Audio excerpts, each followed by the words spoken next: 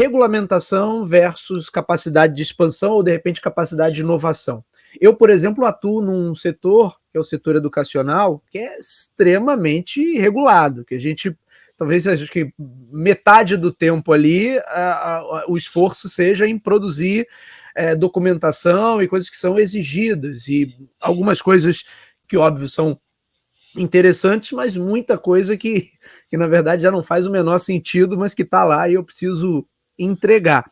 Então eu sempre me questiono qual seria esse nível, vamos dizer assim, esse nível de equilíbrio ideal em que eu tenho alguma regulação, alguma regra para não deixar que vire de repente uma selvageria, mas também não permitir que isso pese demais, como você colocou aí, para a atividade empresarial, o que acaba, obviamente, limitando a capacidade de expansão, a capacidade de investimento e a capacidade de inovação. O que você tem, que você citou aí outros mercados que são mais amadurecidos, na tua visão, qual é esse ponto, vamos dizer assim, esse ponto ótimo, Alexandre, entre o que a empresa tem que entregar ali, tem que dar como resposta, e o quanto isso pode ou não asfixiar a própria capacidade do negócio?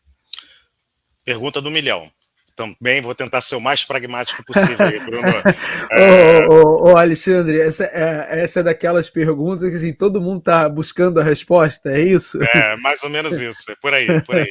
Eu vou até recorrer a um ditado antigo, a um slogan antigo que tinha da Pirelli, que é, para quem tem a minha idade deve lembrar, que potência não é nada sem controle. Era uma campanha publicitária da Pirelli. Legal. De fato, esses órgãos que compõem, por exemplo, o GRC, né, como eu comentei já, governança, risco e conformidade, eles precisam regular as atividades das empresas e, no mínimo, indicar a implementação de controles. De fato, isso é uma realidade. À medida que a empresa implementa controles, ela direciona esforços ou direciona energia do seu corpo de colaboradores para a implementação daqueles controles. Portanto, ela pode não direcionar energia para outros fatores que sejam preponderantes para o cumprimento estratégico da companhia. Isso é uma realidade. Como é que se evita isso? Se evita isso, primeiro, assumindo um papel. Isso é uma discussão que vem acontecendo muito em auditoria. Como eu já tenho muitos anos de auditoria, são 29 anos, eu pude acompanhar as etapas ao longo dessa pequena história, né, uma história de 20 e poucos anos, mas já deu para ter um cenário da evolução desse tema ao longo do tempo. Vou te dar um exemplo. No início da minha carreira, se falava muito na quantidade de apontamentos de um relatório de auditoria. Então, o importante era ter um relatório de auditoria que trouxesse riscos, e a implementação do plano de ação, via de regra, era uma responsabilidade do process owner, do dono do negócio. Tá?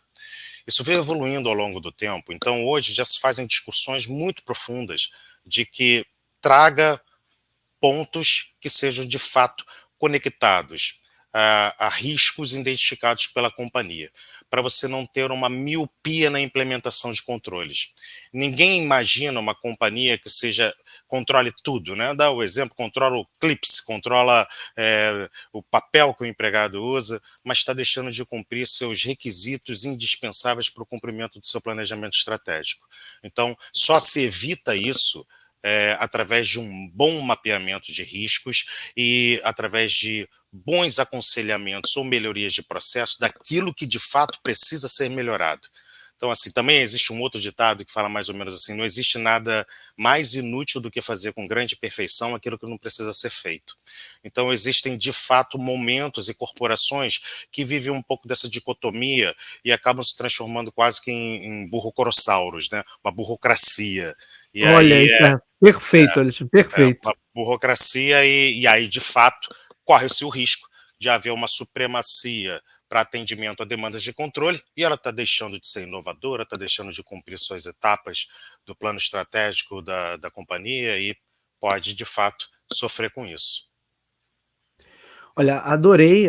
Que aula. Primeiro assim, Alexandre, que aula que você está dando aqui para nossa audiência. E essa questão da burocracia e, de repente, o camarada desvirtuar o que ele deveria estar fazendo para atender a demandas de controle é uma tecla que eu bato sempre. Não exatamente com as mesmas palavras aí que você usou, mas é algo que eu falo muito sobre isso, porque realmente você cria sei lá, vamos dizer assim, uma ilusão dentro da empresa que que de repente as pessoas estão dedicando tempo, esforço e conhecimento ali para resolver questões que não precisariam estar sendo resolvidas, ou para atender a demandas que simplesmente não precisariam existir. E o quanto de energia é colocada nisso. Aí eu te pergunto se isso também, além das questões regulatórias, se não é um pouco também da nossa... eu faço muito uma associação com a nossa origem histórica, então eu gosto muito da comparação, quanto as nossas empresas não são ainda uma evolução da Sim. nossa história. Colonização, né? De colonização e também da questão das fazendas, do modelo extrativista e de um modelo de comando ali que Sim. tinha justamente essa questão do controle, da hierarquia muito presente. Será que é uma questão também, Alexandre, na tua visão, de dar uma reciclada nas lideranças e preparar os líderes que vão estar aí daqui por diante para estarem menos focados, talvez, em dinâmicas de controle e mais atentos às questões que, de fato, vão garantir a perenidade ali do negócio, como você falou, não? Então, Bruno, o que eu entendo na minha concepção pessoal é que a gente precisa de menos controle, né? As organizações e governos precisam de menos controle à medida em que há um empowerment das pontas. E o que significa esse empowerment? É um empoderamento do seu grupo de colaboradores. Esse tema é um tema multidimensional, porque eu também encontro, como você falou, alguma razão em processo de colonização, em capitanias hereditárias. Eu acho que isso tudo faz muito sentido e constrói o que é a sociedade, no nosso caso a sociedade brasileira. Vamos resumir a nossa discussão a isso, porque se a gente ampliar, aí as dimensões aumentam muito. Mas pensando em sociedade brasileira, há uma dimensão de até quanto, melhor dizendo, eu posso empoderar as pessoas. Então, é uma questão multidimensional, por isso eu comentei. É um papel só de liderança? Não é um papel só de liderança, porque a liderança ela vai delegar poderes à medida em que ela tiver um staff ou tiver colaboradores cada vez mais habilitados a receberem esse poder delegado. E esse poder delegado, ele pressupõe determinados requisitos de atitude e comportamento, como, por exemplo, alicerçados em ética. Então, é um grande desafio que a gente vive. Ao mesmo tempo que a gente fala, e principalmente quando a gente tratar de organismos muito complexos, empresas com diferentes tipos de produtos, com muitos empregados, distribuição capilar em diversos países. Quando a gente fala nesse cenário, de novo vem aquele conceito, né? Potência não é nada sem controle. A gente tem uma gama de pessoas com diferentes perfis, diferentes comportamentos, diferentes entregas, que a gente, na melhor das hipóteses, poderia sim empoderá-los. Mas isso eu acho que é um processo que a gente ainda está numa curva de aprendizado. As empresas vêm buscando isso. Então, assim, isso é um tema que já não é debatido agora. Peter Senge, na quinta disciplina, lá com a arte e a prática da organização que aprende, já fala muito sobre isso. E eu, de fato, sou um defensor, Bruno. Eu acredito no poder das empresas como um agente transformador social.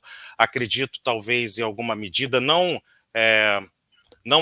atribuindo às empresas as salvadoras da pátria, não é isso. Mas eu acredito que as empresas têm um poder multiplicador muito maior em alguns casos do que os próprios governos, entendeu?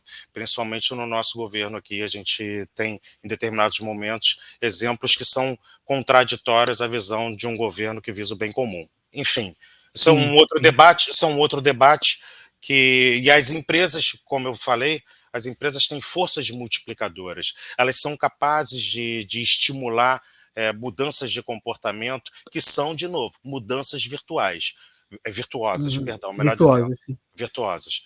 São mudanças virtuosas porque elas estão alicerçadas em governança. E quando se fala em governança, invariavelmente se fala em responsabilidade, se fala em ética. Então não está se pedindo nada diferente de um comportamento ético para as pessoas. Essa é a vertente que eu entendo que as empresas têm um papel muito importante nisso. Muito legal. E você citou um livro aí que é maravilhoso. Eu tenho, inclusive, ele aqui na minha biblioteca, que é a quinta disciplina. Muito legal. Excelente recomendação de leitura para os nossos seguidores e ouvintes. É um livro mais antigo, anos 90, né, Alexandre? 90. Mas é um livro super atual. extremamente atual. Exatamente.